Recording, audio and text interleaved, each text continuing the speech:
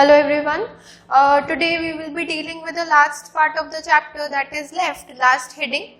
In the last lecture, we had learned till the 5 measures or the 5 steps which are involved in making the election, in the commencement of election process. The last step that we had discussed was relating to polling and counting of votes. Now, wherein you were told about the don'ts or the model code of conduct which the candidates have to follow. Now our last extension of the chapter or the last part of the chapter that is left will deal with the heading that what makes an election procedure democratic in India. Now this has to deal with a very important body which is associated with the election process, that is Election Commission of India, right? So today we will be starting with that what makes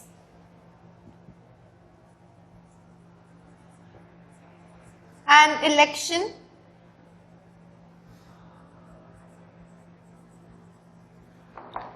democratic.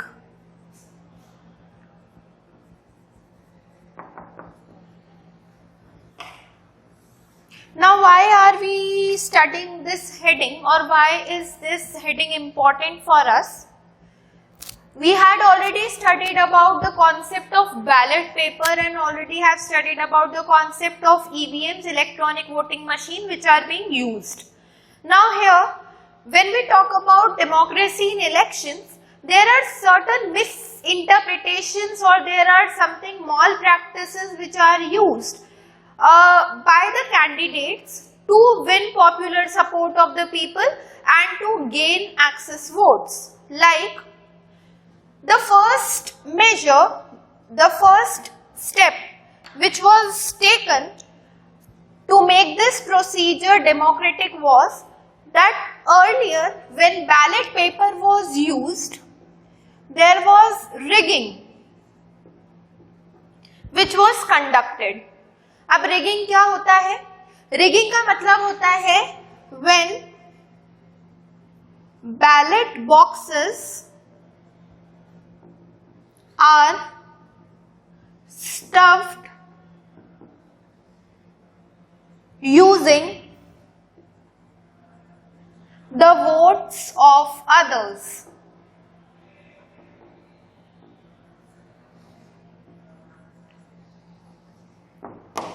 This is known as rigging, कि जब हम अपने vote के अलावा दूसरों के vote को भी यूज करें to stuff those ballot boxes, or we use any kind of malpractice to stuff that ballot box is known as rigging. अब इलेक्शन कमीशन को इतनी ज्यादा पावर देने का मकसद था कि सबसे पहले इस रिगिंग से बचाना. तो इस रिगिंग से प्रोटेक्शन कैसे मिला? रिगिंग को रिप्लेस करने का या हटाने का, इरेडिकेट करने का तरीका था कि हमने इस बैलेट बॉक्स का सिस्टम हटा दिया और हमने इसकी जगह पर ईवीएम्स इंट्रोड्यूस कर दी, इलेक्ट्रॉनिक वोटिंग मशीन को इंट्रोड्यूस कर दिया. ठीक. Second practice which they were doing is that there was misuse of government facility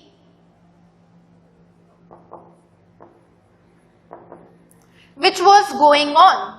government हमको बहुत सारी फैसिलिटीज प्रोवाइड करती है during the time of elections.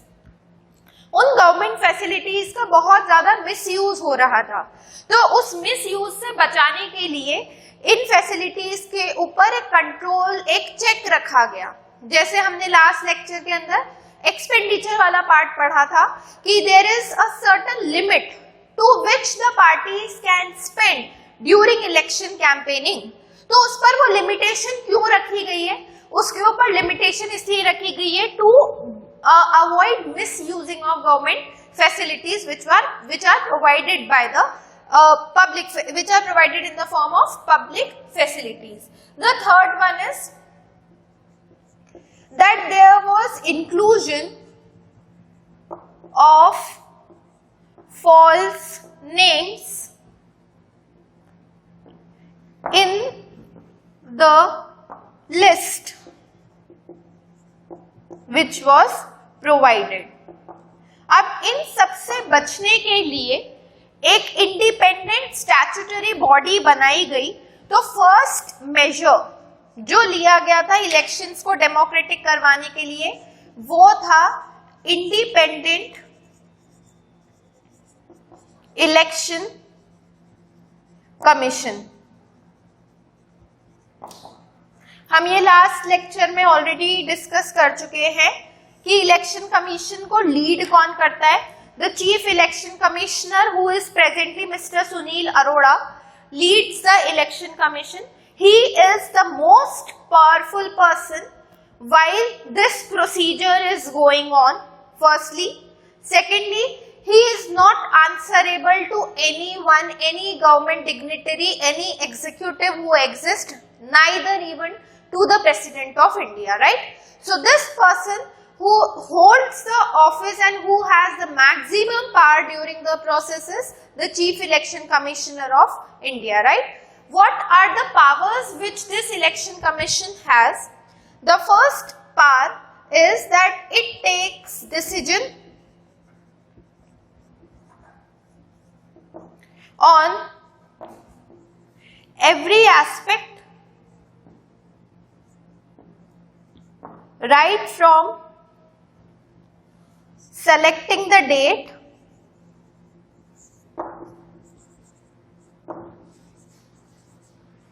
to declaration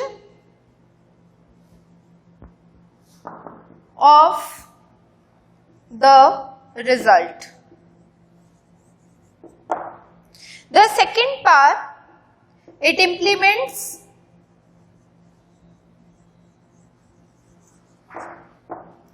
the code of conduct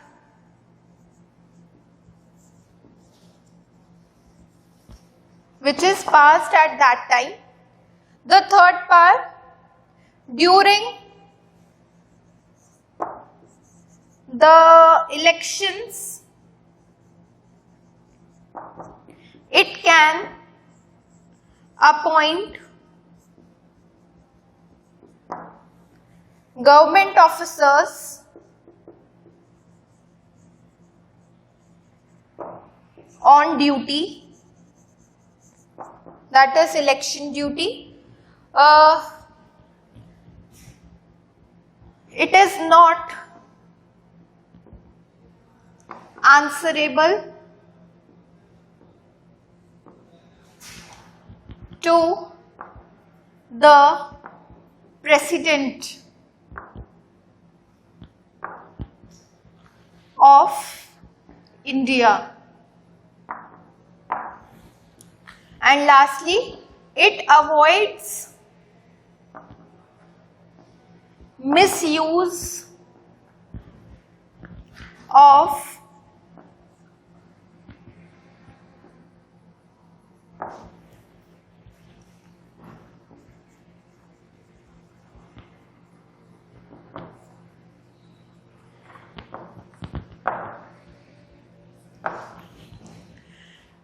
election commission independent है, statutory body है, उसके पास ये following powers हैं जो हमने लिस्ट करी हैं।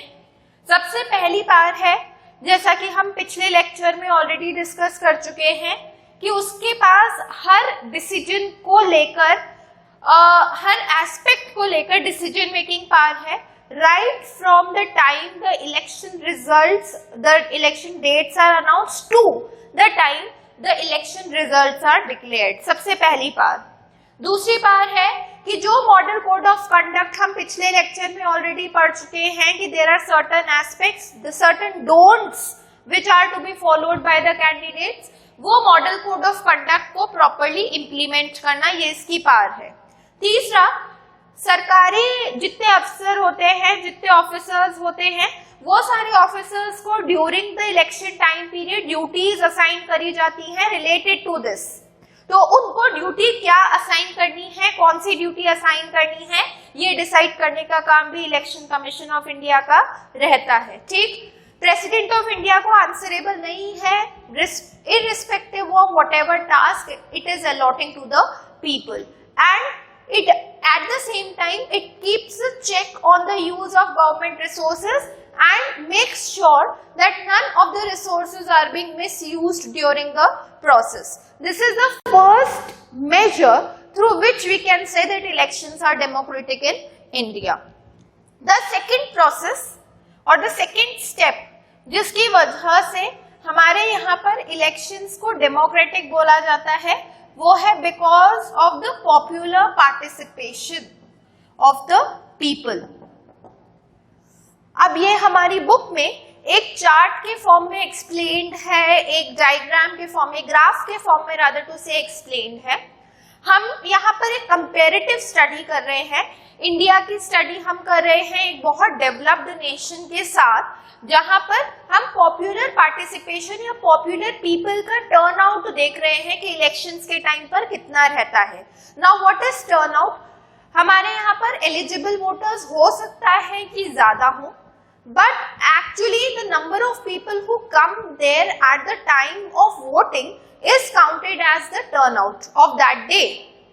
हमारे यहाँ पर ये जो ट्रेंड था, ये ट्रेंड पहले बहुत कम था and there was hardly any people who used to participate in this process. It was less than 50% जितना participation देखा जाता था. But now, since people feel a sense of pride and dignity and it enhances their self-respect as a citizen of the country, we are continuously seeing an increase in the rise of the number of people who are turning there for vote, right? So the participation of the youth is increasing in India, whereas it is decreasing in Western countries of the world. So this popular participation undermines first decrement or decrease in participation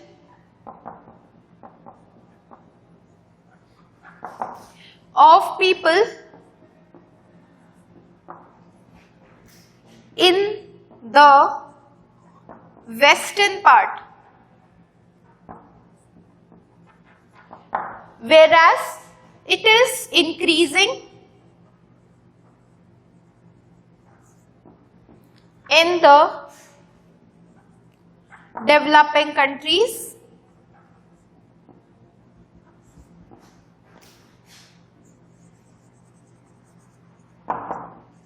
like India. And why it is increasing? It is because of that people feel a sense of pride and dignity as a citizen of the country. ठीक है, तो ये popular participation increase हो रहा है लोगों का, और इसकी वजह से आप एक की टर्म यहां पर लिखी देखेंगे, वोटर्स टर्न आउट. इस वोटर्स टर्न आउट को आपको अगर एक्सप्लेन करना हो तो you have to write that number of people who appear on the day of voting is counted as the voters turnout. So it is increasing. Moving on further, the third step because of which the elections are democratic in India is because of acceptance of the election results. Now this is an important point, that whatever results are declared by the Election Commission of India are considered as the final result and there is no questioning on the result which is declared. कोई उसको question नहीं कर सकता. उसको question क्यों नहीं किया जा सकता? It is because of the fact that firstly जिस टाइम पर पोलिंग चल रही होती है और जिस टाइम पर काउंटिंग चल रही होती है, an agent of each party is allowed to keep a vigilance or a check on the procedure. तो उस इलेक्शन रिजल्ट्स में कोई भी फॉल्ट होना या किसी भी तरह के कोई डिस्क्रिपेंसी होना, ये इस चीज को अवॉइड किया जाता है, that there should be no discrepancy in the election result.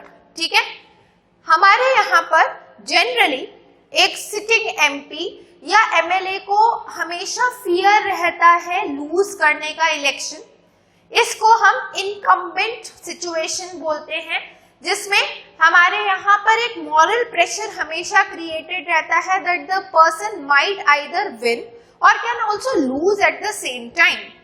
जबकि ये कंडीशन अगर अपन डेवलप्ड नेशंस की बात करें, for example USA does not have really a fair chance कि उसको लूज करना ही पड़ेगा। हम कॉन्सिक्यूटिवली ऐसा भी देख सकते हैं कि लगातार एक से दूसरे टेन्योर में हम एक ही प्रेसिडेंट को रिपीट होते हुए देख रहे हैं। So there is a lot of difference in this philosophy, in this ideology.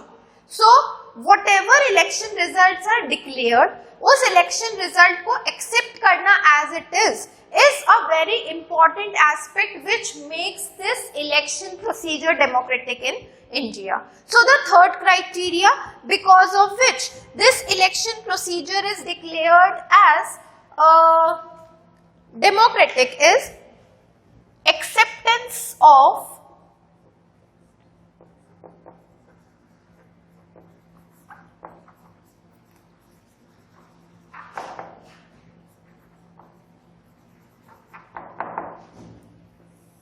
or you can call it outcome। ठीक है, इसमें हम ये देखेंगे the ruling party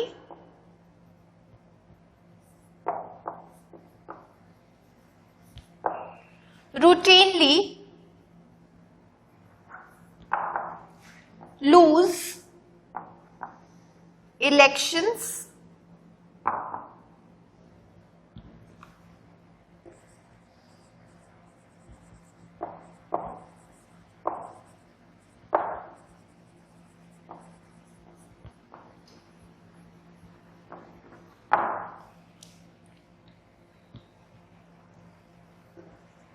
in USA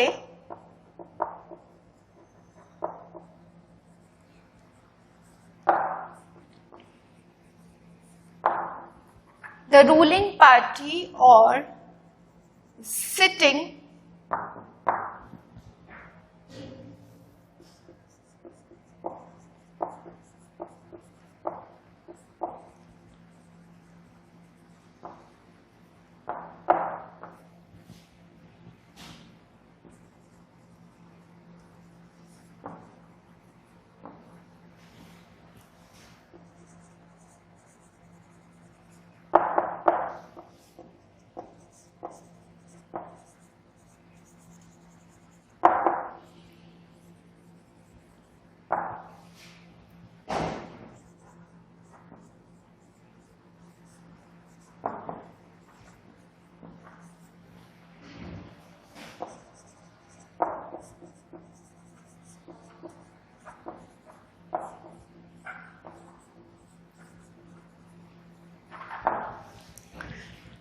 ठीक है।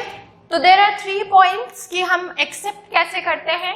फर्स्ट पॉइंट हम डिस्कस कर चुके हैं, सेकंड पॉइंट हम ऑलरेडी डिस्कस कर चुके हैं, और third point is a general term और general point which says that the results are declared, once they are declared they are accepted as it is.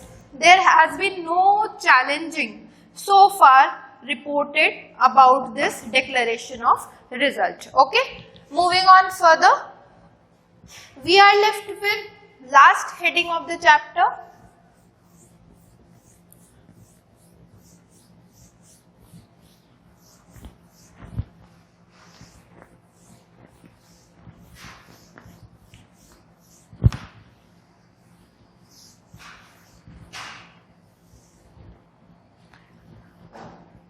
challenges to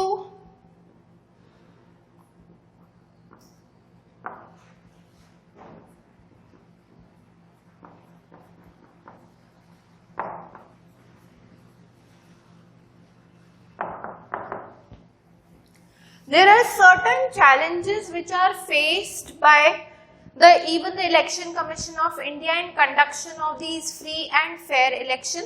The first challenge that these Election Commission of India faces that candidates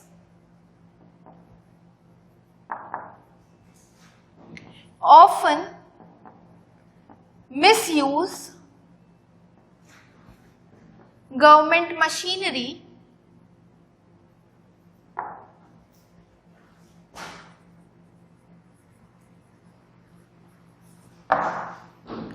to win popular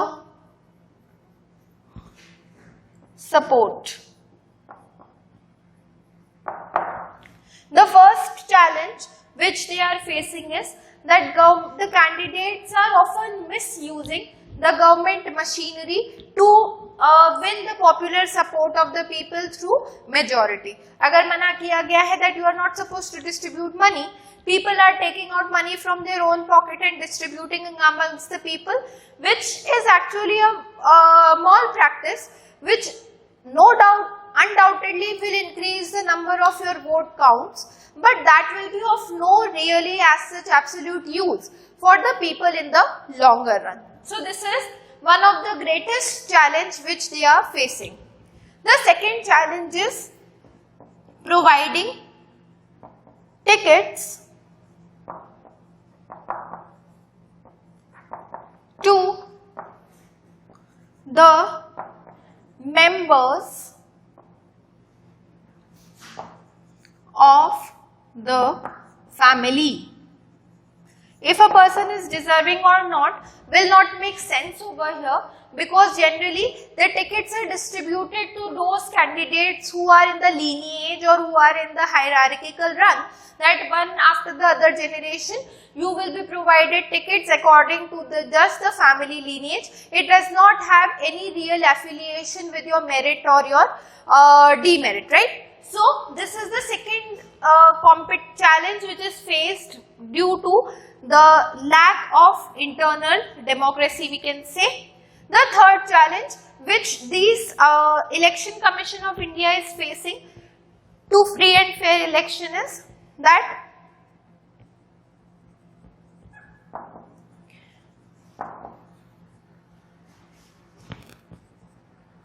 candidates are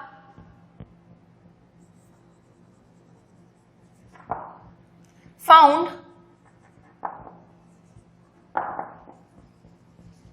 distributing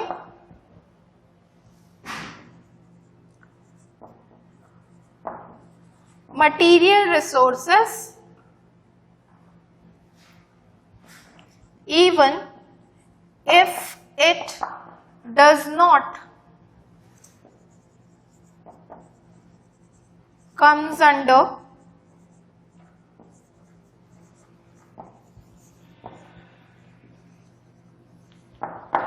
code of conduct. And we are left with the last point: smaller parties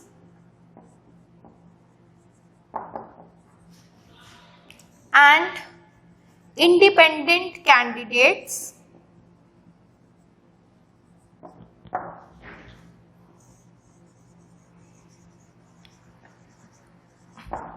are subjugated under the bigger parties. हम ये point already discuss कर चुके हैं. We are left with the last point. जो छोटी parties होती हैं और जो इंडिपेंडेंट कैंडिडेट्स होते हैं जो किसी भी पार्टी के सपोर्ट में नहीं है, वो आर इंडिपेंडेंटली कंटेस्टिंग इलेक्शंस, उनका सब्जुगेशन अक्सर बड़ी पार्टीज के अंडर हो जाता है, which is in the longer run a very harmful impact which is faced by them.